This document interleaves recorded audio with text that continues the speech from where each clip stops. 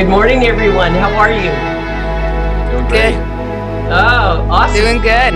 Well, we're very excited this morning. First of all, hi, I'm Liz Nichols, and I'm here with Stacey and Stefan and Jamy Lyn. So let's jump right in and to have everybody introduce themselves. But it's Jamy Lyn. I'm so excited you're here. I'd love you to go first and tell us about yourself. Hi, Jamy Lyn. I never really know where to start when I'm talking about myself, right? I had a seizure disorder. I lost everything in life. Now I do the air quotes because I don't think I lost anything. I think space was made for the life that I deserve. And I have been about 3 years off of all pharmaceuticals, 3.5 years seizure free. When I was really suffering, I was homeless, hopeless, dying, at my very worst. And now I'm happy, I'm healthy. I'm free of all those, those daily struggles that we have when you're in the midst of something like that. And now I get on things like this so I can show people what's possible, because if it wasn't for other people showing me what was possible when I was in my darkest, I might not have known that I could be where I am today.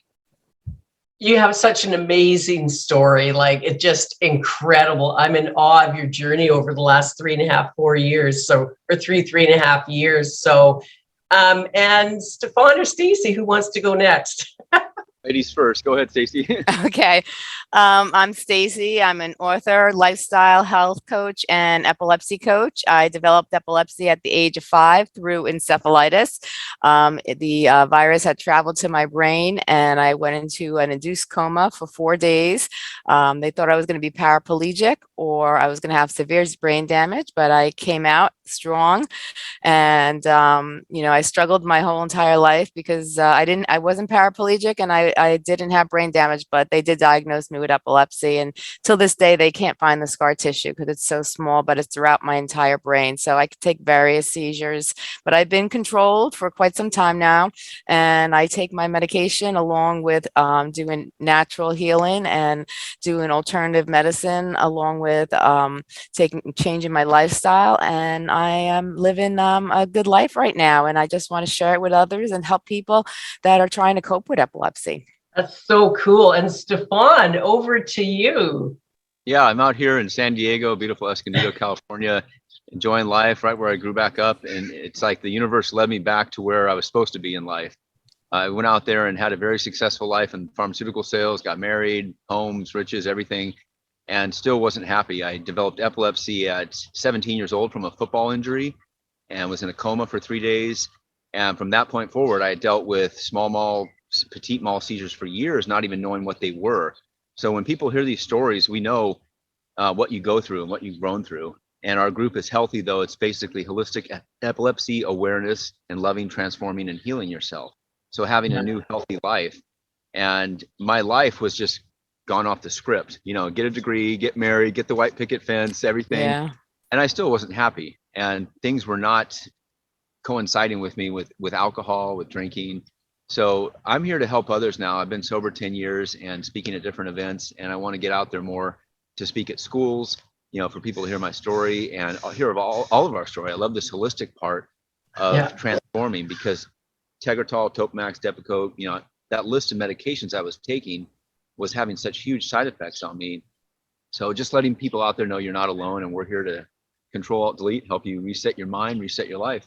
Yes. And I'm the old one in the group here. I'm 66, and I got epilepsy at 21 out of the blue. I was living the dream, had a great job, had been to college, traveled around the world, had my own apartment overlooking the water, a car, like living the dream, having a great life. And at 21, boom, grand mal seizure. And that put me into completely overturned my life upside down. But the thing about it, and why I'm so involved in providing resources for people with epilepsy, that was 45 years ago. I know, right? A long time ago. And there wasn't any resources. Nobody talked about it. There was no one to go to. there was, no one to talk to. Nobody wanted to talk about it. There was, you just take all these drugs, go for your EEGs. And I lost my license like 3 or 4 times, in and out of hospital. So for me, I did get a clean bill of health when I was 39 or 40, but I thought, oh, yay, okay, it's gone, right? Well, the clean bill of health just meant, and I found this out 5-6 years ago, that it's just dormant, in remission, or hidden. But I've been off the pharmaceuticals for 20 years. But for me, holistic alternative ways to get out there. So all of us here are very much into helping others, and we all have a little bit of a different business or way. So I think this is very important that we get the conversations going, because I didn't start talking about it till 10 years ago. So now, Jamy Lyn. Mm-hmm. Oh yeah, go ahead. Oh, Jamy Lyn, we only got you for a couple more minutes. So I'm so inspired by you at such a young age, and oh my gosh, you're doing so much good for other people, and you've overcome so much, just like I guess all of us. And I know we're going to run out of time, so can we interview you again when we have more time? Oh yeah, absolutely. I can talk about overcoming, all day long, because I think that it's something that most people don't realize, that it's in their power at any time, no matter what the circumstances, right? It's in our power to honor what we're going through and overcome it. And I just posted something short about this yesterday, but a lot of times we end up like glorifying what we're going through, or the struggles, or what we went through, rather than honoring it. And when we're glorifying it, we're letting it control us. We're letting it define us. And ultimately it can take everything from us, right? Because what we're doing is consciously choosing that path in that life. We're choosing for that to be our reality, right? But if we're honoring it and saying, like we all did, right? Like we went through something and now here I am and now I'm sharing it, right? And we're not like, oh, it was so bad, it was so hard, talking about, and talking about that stuff. Yes, it's nice because people can relate to it, but what we're sharing is the possibility, right? And it's the hope, and it's what to focus on, because when we focus on one thing, it grows, right? Like you've heard, where attention goes, where energy goes, attention flows, or whatever. Where we put our focus, that's what our life becomes. Yeah. So instead of focusing on, oh, it's painful, I lost this, it was hard, we're focusing on, what did this do for us? It brought us to be these people and who we are today, so that we're able to share with other people and tell them that it's possible for you too, if you choose it. And that's the scary part, that it's your responsibility. There's nobody else who can choose which way to go, right? And like we said, all of us choose the holistic path, right? It's not easy to go against the grain, to go against what you've been told, especially when you're in a state of feeling so scared for your life, right? Like actually in fight or flight, not just the fight or flight we get because we're stressed every day, but like a real, like, I think I'm going to die kind of thing. The doctor tells you this is the only way, you're going to do that, right? But we're showing people that there's options, and I will forever be available to talk about that. Yeah, it's important. Like we all here have gone through it and chosen a more positive, path on it. And I think it's so important that people know that we're here, and there is, others out there going through it. And we all have a commonality here, where we want to help others with epilepsy and make a difference. And if it just helps, if I just help 1 or 2 people, it feels so good. And I think it's important that we do continue the conversations, and, each of us talk and share things. And I want to do a shout out to Stefan actually right now, because Stefan reached out to me months and months ago. And that's how this whole thing started, was from Stefan reaching out to me. So thanks, Stefan, because we all wouldn't be here today. I look back on everybody else meeting.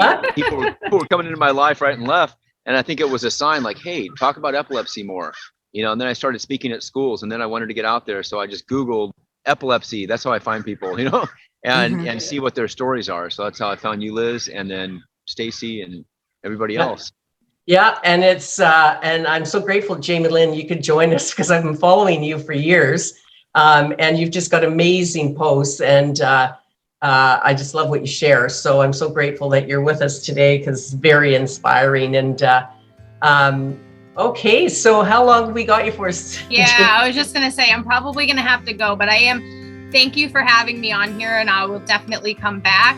I love talking to you guys, and if anybody ever needs to reach out to me, you can find me on Facebook.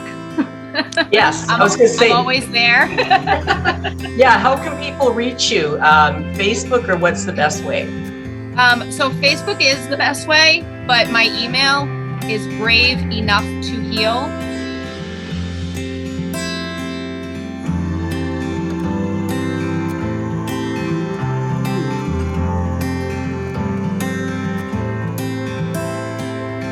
@gmail.com, and that's the other way to get to me directly.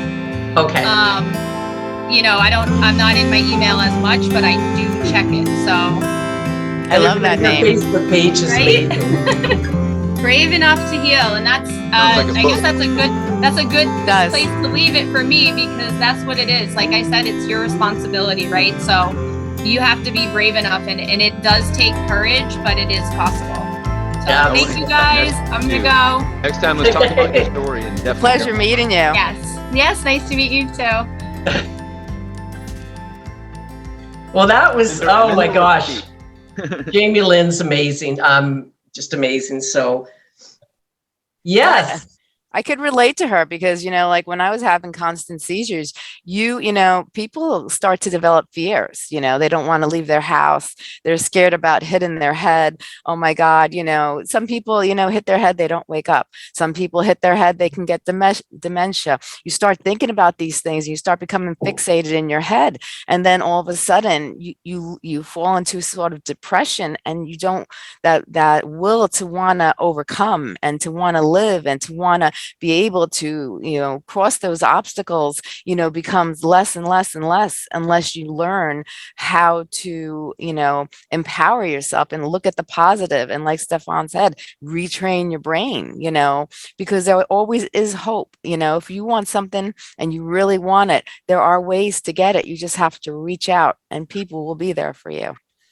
Yeah, absolutely. It's, and that thing about the head, I remember one of my seizures, I hit the corner of a wall, but it had metal. And so I hit the corner of the wall right down sort of here. And as I hit the wall and I fell to the concrete, I split my head open. But the thing about the head injuries is that, the concussion, plus I had to get surgery around my ear stitches, sorry, not surgery. And it has such an impact because of the concussion. And of course, there's a little line in my head now. And so things like that happen, and a little bit of hearing loss on the left side from that one seizure and the hit to the head. So it's really important that we do look after our brain. Yeah, I've had 5 concussions, and the last one I had a hematoma with the concussion, and I started to notice as I was having the falling down, hitting my head, because I was starting to lose my memory. Like my memory wasn't as sharp, and it wasn't until I started to become seizure free, my brain was actually healing itself. Because then I noticed that my memory was getting stronger, because my husband would tell me something and I forget what he told me, and then he didn't realize how bad my memory was truly getting, and he would get annoyed. Don't you listen to what I have to say? And I'm like, I don't remember you saying that, and it would be upsetting, because, you truly could do a lot of damage to the brain, and it's very scary, so that's why you have to take these things in consideration and look to heal, because, the outcome could be very serious, and you really have to, people have to get out of that pity party and really,